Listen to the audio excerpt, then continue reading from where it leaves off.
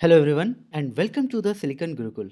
Recently Arvind Panagariya जो नीति आयोग के फॉर्मर वाइस चेयरमैन भी रह चुके हैं फ्रॉम 2015 टू 2017, उन्हें अपॉइंट किया गया है as the chairman of the 16th finance commission.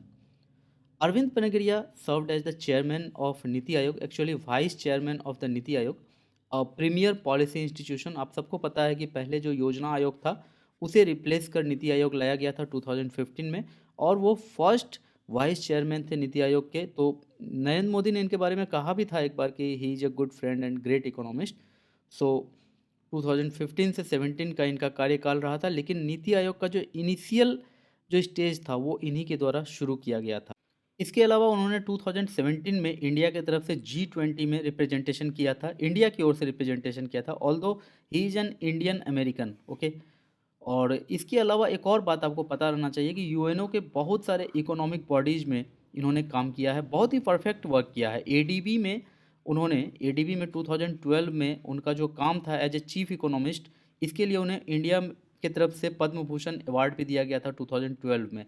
सो उनके पास एक डाइवर्स एक्सपीरियंस और एक्सपर्टाइज है इकोनॉमिक मैटर्स में, और इसी कारण उन्हें फिनेंस कमीशन का हेड भी बनाया गया है। बात करें 16 फिनेंस कमीशन के वर्क टेन्योर की, तो ये 2023 के 31 दिसंबर में इसे अपॉइंट कर दिया गया था, तो 23 से ही इसका काम शुरू माना जाएगा, और इसे 31 अक्टूबर 2025 तक अपना रिपोर्ट सबमिट करना है।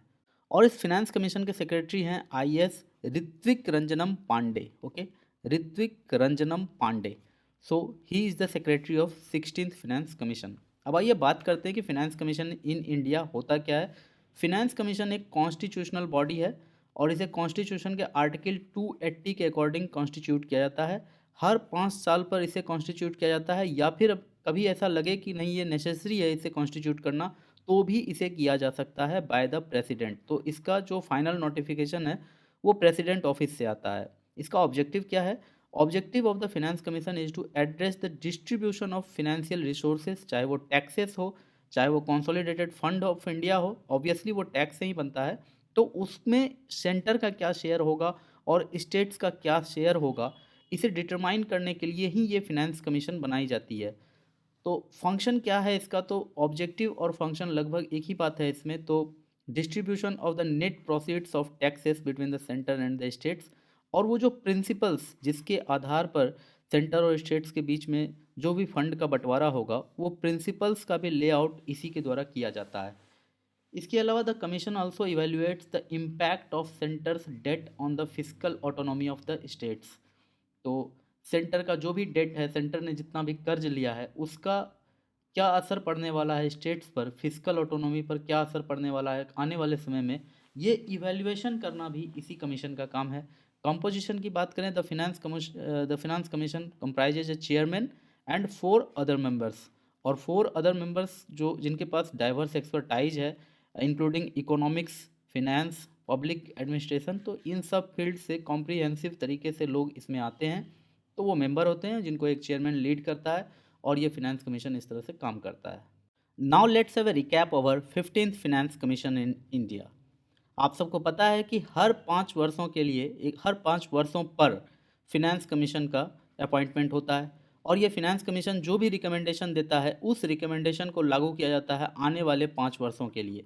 तो ये जो भी रिकमेंडेशन होता है, जनरली ये रिकमेंडेशन इस बात पर होता है कि जो कंसोलिडेटेड फंड ऑफ इंडिया है, उसमें जो भी टैक्स जमा हुए हैं उसमें से सेंटर का कितना शेयर होगा और स्टेट का कितना शेयर होगा।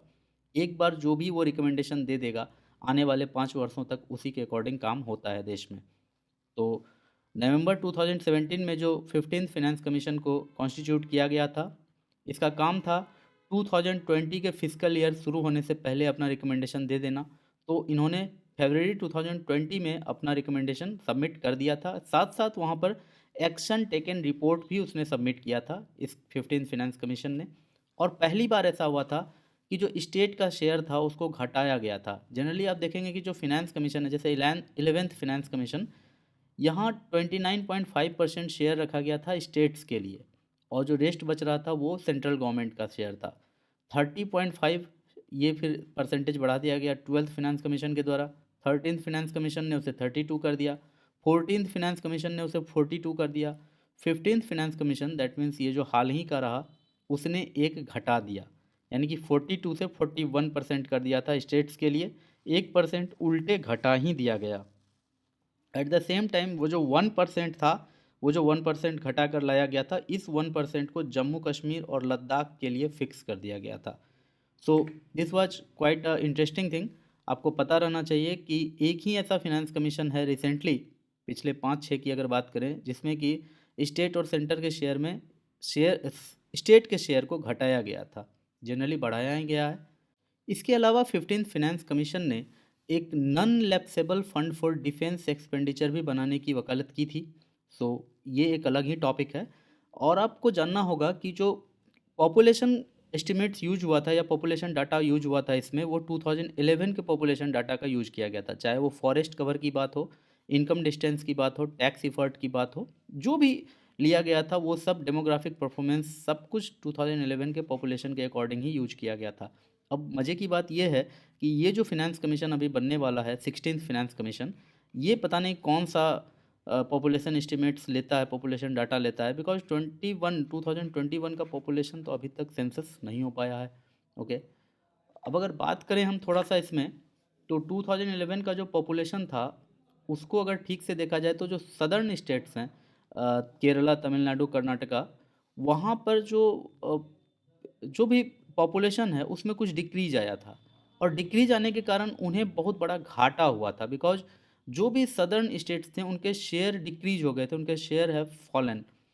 कर्नाटका सबसे ज़्यादा इसमें लूज किया था, सिर्फ तमिलनाडु था जिसका शेयर बढ़ा था। इसके अलावा जो भी सदर्न स्टेट है उनके पॉपुलेशन कम हो जाने के कारण उनको जो शेयर था वो बहुत ही कम मिला था। और उत्तर प्रदेश और बिहार का जो पॉपुलेशन है वो बहुत ज़्यादा बढ़ा है, इसके कारण जो शेयर था कंसोलिडेटेड फंड ऑफ इंडिया में, सबसे ज़्यादा शेयर की बात करें तो सबसे ज़्यादा इंक्रीज जो हुआ था शेयर में, वो यूपी और बिहार के ही स्टेट्स का हुआ था। तो getting larger shares while smaller states with lower fertility rates have lost out। तो एक तरह से उन स्टेट्स ने कहा भी था कि हमने पॉपुलेशन कंट्रोल पर अपना कुछ जो भी इनिशिएटिव लिया, तो क्या ये इसकी सज़ा मिली है कि शेयर अब कम होके मिल रहा है, तो इस पर बहुत विवाद भी हुआ था। तो बाद में फिर कुछ क्राइटेरियन फॉर डेमोग्राफिक इफ़र्ट भी लाया गया था। उस क्राइटेरियन में जो स्टेट अपने पॉपुलेशन को कंट्रोल करने में सबसे ज़्यादा मेजर्स लिए हैं उनको कुछ वेट दिया गया था, कुछ वेटेज दिया गया था। लेकिन इसका इम्पैक्ट क्या हुआ, इससे उनको क्या प्रॉफिट हुआ, ये अभी तक क्लियर नहीं है। इनकम डिस्टेंस क्राइटेरियन को भी इसमें इंट्रोड्यूस किया गया था 15th फाइनेंस कमीशन में, तो वो भी एक अलग ही टॉपिक है। देखो बेसिकली इसमें क्या होता है कि जो सबसे अच्छा परफॉर्म कर रहा है कोई भी स्टेट, और जो भी पुअर स्टेट है या फिर मीडियम स्टेट है, तो मीडियम स्टेट के लोगों का पर कैपिटा इनकम और जो सबसे अच्छा परफॉर्म करने वाला स्टेट है उसके पर कैपिटा इनकम के बीच में जो भी डिस्टेंस होता था, उसे इनकम डिस्टेंस क्राइटेरियन का नाम दिया गया था। So this was the topic. मुझे लगता है कि जो एक प्रॉपर रिवीजन होना था इस टॉपिक से रिलेटेड वो हो चुका है आपका।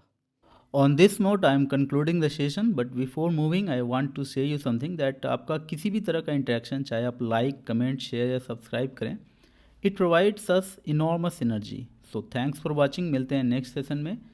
Good bye.